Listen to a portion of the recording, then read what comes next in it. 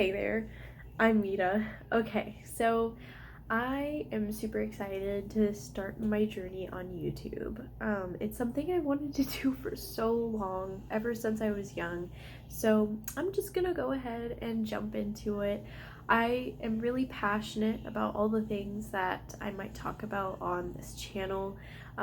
It's about spirituality, and I noticed that it just might be my divine duty to do so. So I'm just here to spread my light. I'm not here to tell you that there's one specific way to do something or that your journey has to come about the way mine has. That's not what I'm saying at all. What I'm saying is this is what's happened to me. This is a piece of my story, and I'm sharing it with you guys. And if it resonates with any of you, great, because I just want to share what I have. So the first thing that I'm going to post on here is some books that got me into it as in spirituality. So researching is super important if you want to get into spirituality. Learning off of intuition is super difficult. If anything, it's very difficult just learning through researching. A lot of practitioners actually encourage you to take classes or apprentice under somebody. So I'm a college student, so I don't have any of those funds to do so, but I'm here doing the best I can and to spread the knowledge, considering that I have been interested in all of these things for as long as I can remember, ever since I was a little girl.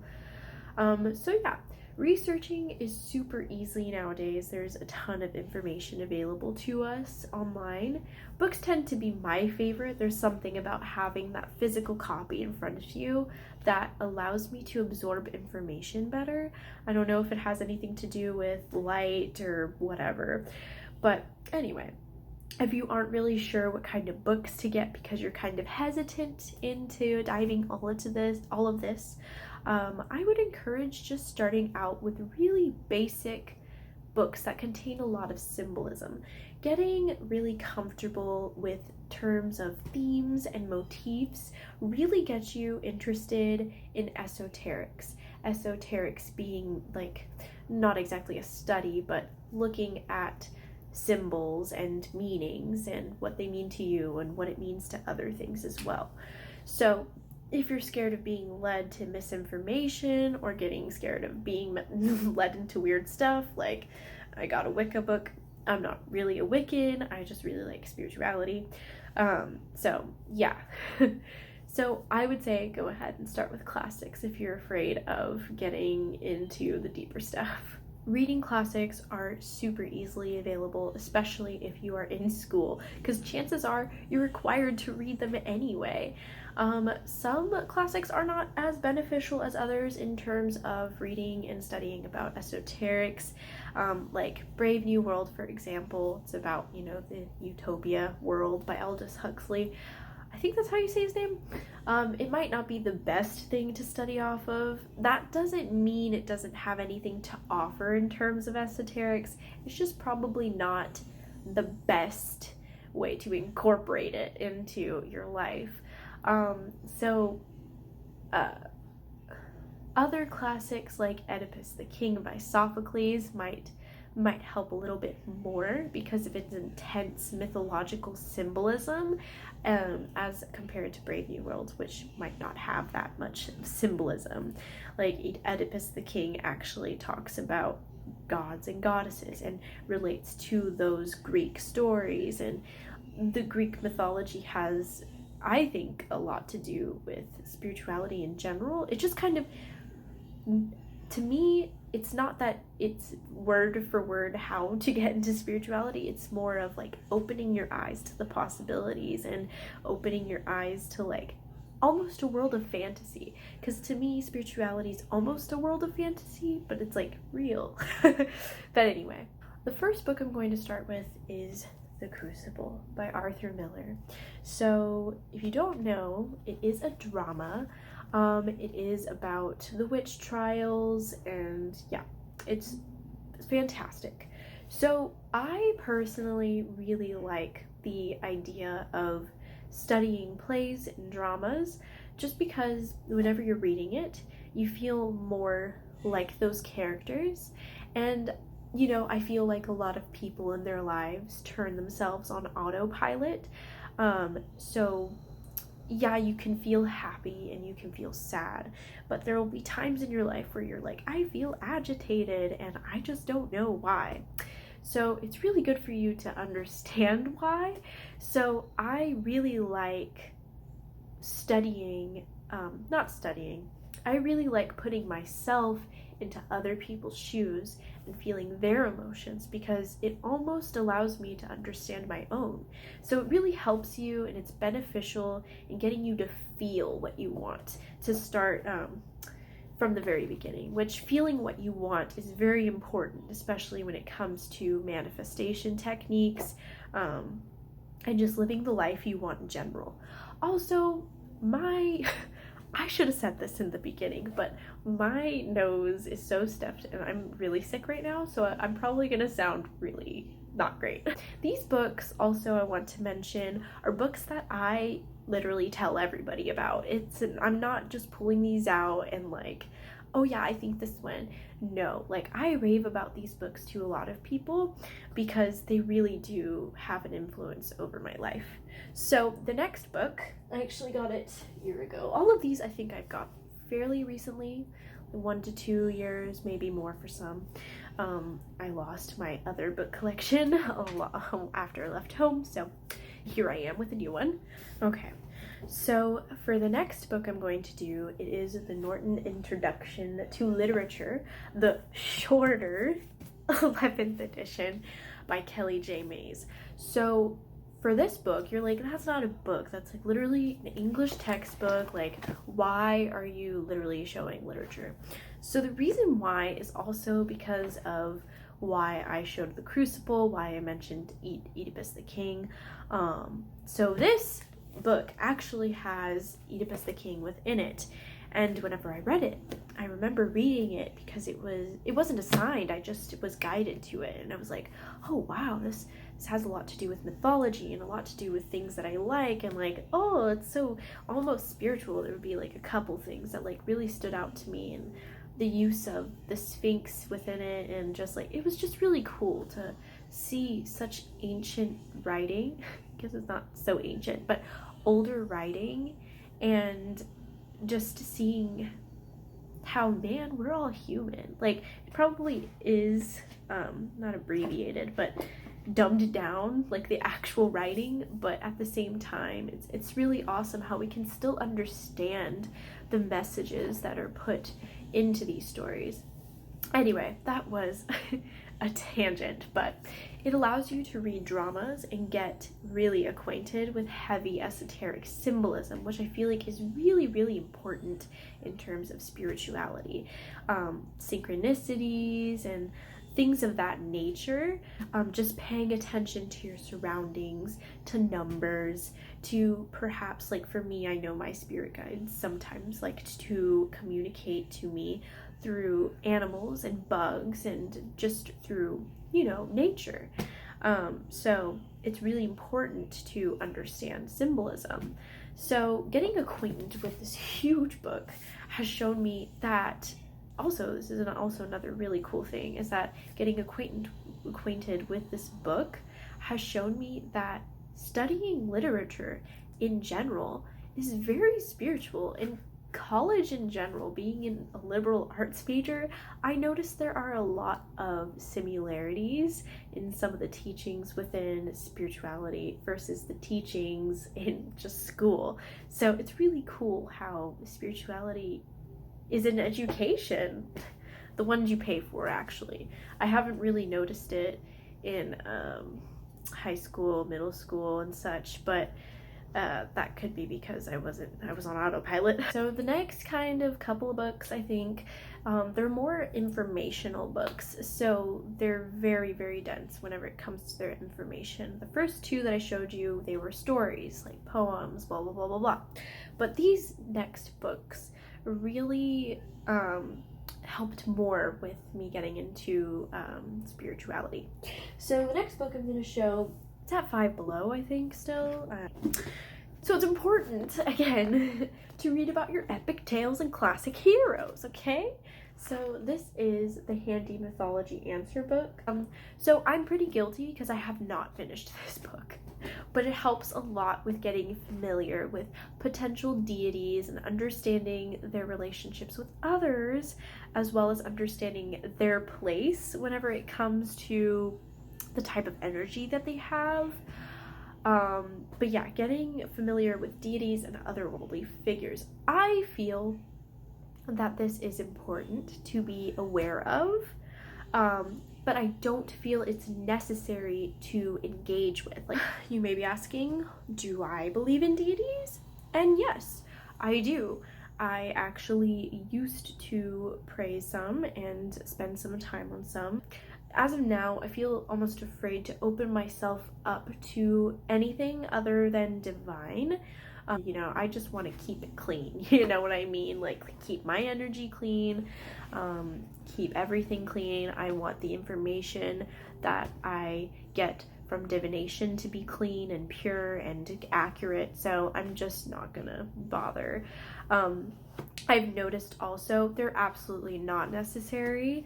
I do just as well without them, just using my higher self and my spirit guides as well as other divine sources, so you should be just fine. This next book, super rad. I manifested this book, actually. The Illustrated Signs and Symbols Source Book by Adele Nozidar. Probably did not pronounce it right. I apologize if you ever see this video. But yeah. So pretty much I manifested this book. I remember seeing it at my hometown about 3 hours away, on sale for like 40 to 50 bucks. And I remember taking a picture of it, and I'm not like, that's my grocery bill. I pay 40 to 50 bucks on groceries for 2 weeks. So I was like, it seems really cool, but I'm not gonna get it. So I took a picture of it. I kind of forgot about it, but I realized that I really wanted this book. And literally, I think it was about 4 to 5 months after. And months is a while, but I mean, it wasn't really like a heavy desire. It was like, oh, it'd be really cool if I had that book kind of feeling. So yeah, 4 to 5 months later, I go to a different Barnes. That's where I found this book. And it was on sale for $15. Like the same exact book in a different hometown and everything. And I was like, oh, that's awesome. So of course I got it. Whenever I was beginning to awaken, like I said before, I noticed my spirit guides would communicate with me through nature. And there are a lot of naturistic symbols and such in this book. So when I saw something peculiar, I would go into this book, read about it, and everything that I referred to, it seemed to equate to a nice piece of advice or something to remember from my spirit guides. So yeah, it was really cool how I could just, instead of typing it on my phone, I could flip into my big heavy book and yeah, look at all of the symbolism. Sorry, I just flipped the page and the first thing I saw was vulva. And if you think I'm joking, haha, joke's on you, because I'm gonna show you right there. So the book kind of looks like this. It has like almost everything you can think of. Herbs, alchemical signs, tarot meanings and stuff. It's super cool. Just numbers, runes, different religious events, different plants and animals. Really cool. Really, really cool. Super useful. And it's nice and sturdy and thick. I like it. I've been practicing tarot for about 7 years, so I started whenever I was very, very young. And I can definitely confidently say that I wasn't doing it the best when I first started out. It was very unsafe, and it kind of tripped me out all the time. It was a really dark place in my life for 4 of those years. So I always got not the best information. But I noticed as I got away from all of that negativity, that my readings were becoming more and more accurate. And it kind of tripped me out because it would tell me stuff and I'd be like, haha, yeah, that's funny. Like, actually, my relationship now, it told me about it. Like, literally a week before, it was like, yeah, you're gonna get into a new relationship. I was like, ha ha ha, that's so funny. I was like, whatever. A week later, there I am with, like, this awesome guy. The next book, I wanted to start doing readings for people. By the way, if you want a reading from me, feel free to go to my Fiverr and hit me up. Because, yeah, I honestly have had no actual customers who have paid yet. So hopefully I can later on in life. But yeah, hit me up on Fiverr if you want to. I'll put the link down below. So, okay. So because of these books, I've noticed that my readings have become more accurate, because I have been practicing. So yeah. So the next book is The Tarot by Cynthia Giles. This author doesn't really teach you. She doesn't teach you how to do tarot. I think she does have a bit of information. I will be honest, I have not finished this book. I kind of jump around, definitely, because some of the history is a bit dry, but it's mostly history, symbolism and such, and she doesn't teach you how to do it. And I really appreciated that she does a really good job of showing just the history, how it came to be, along with how metaphysics can relate with it. And it's not very woo-woo at all. I really enjoy that. I think it's because she's not really teaching about it. She's more just presenting it. She does a great job of making sure you know something new. Like, you still learn something new. I feel like a lot of spiritual information can get very repetitive. I feel like this is a good book for more intermediate readers. Like tarot readers, I mean, if you just want to know a little bit more something, definitely enhances your readings, I think. So I should have done this one beforehand. The next book is another tarot reading book, and it's called Introduction to Tarot. This book came with a kit that my roommate gave me. I'm so very grateful for you. Shout out to you. It's really easy read. I have some tabs. Half of it is to refer to the actual meanings of the cards themselves, and half of it is how to start reading to it, how it can relate to other parts of spirituality like chakras, and like also understanding how to start reading, how to do it safely. It is a very nice breakdown of how to start out with tarot without going at it as if it's just a game, which will get you in trouble. It's not going to get you like a lot of trouble, but it's definitely important to respect it. If you're not safe about it, you're not going to get divine messages, which is scary. It scares you, tells you scary stuff, and not like scary as in like, ooh, creepy, but scary as in, oh, you're gonna be poor, oh, you're awful, blah, blah, blah, blah, stuff like that. So yeah, just be safe about divination and stuff. So the last book, my hair keeps on coming down. I guess it's a sign that I have to just keep it down, so I'll keep it down. This book is woo-woo and crazy, and I love it for that. So this book is called The Secret History of the World by Mark Booth. So the thing is that with this book, it has really cool images, but it also is very dense. I just want to mention that if anybody has any thoughts they'd like to share about this book, I'm so down for it, because it's so crazy that I just love to conversate about it and to understand it more, because I feel like even if I read it, I feel like there's still things I don't really understand and that I wish to understand a lot more fully. About which topics, it's been a while since I read it, so not really sure. But at the same time, yeah, it's cool. So this book, it starts from the beginning of the creation of the world, and it sifts through all the different religious stories from different religions, from different, not even just religions, but literature.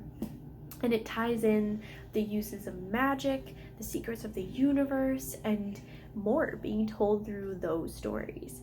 I take what resonates with me, and I leave what is too much for me throughout this book.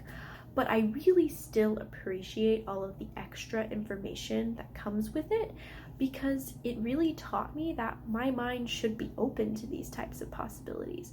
What tells me that this isn't possible whenever, I mean, who knows, you know? I don't know all of the secrets of the freaking universe, but I should be open to the possibility of all these crazy things. So it really taught me how to open my eyes and go throughout an experience without judgment, and instead with a childlike curiosity, which is really important. So yeah, secret history. Even if it may not be true, there are plenty of things that really resonate with me and that are super interesting. Those are all of the books that I'm going to share with you guys today.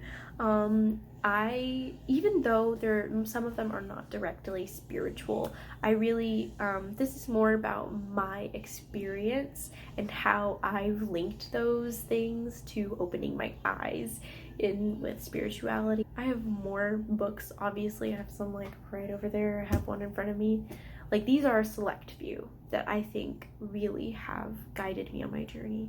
But yes, thank you for watching my video. Also, Fiverr is going to be down below in the description box. Sorry for cutting it kind of short and weird at the end. Sorry if editing's off. This is like my first video that I've ever edited, so yeah. Thank y'all. Have a great day.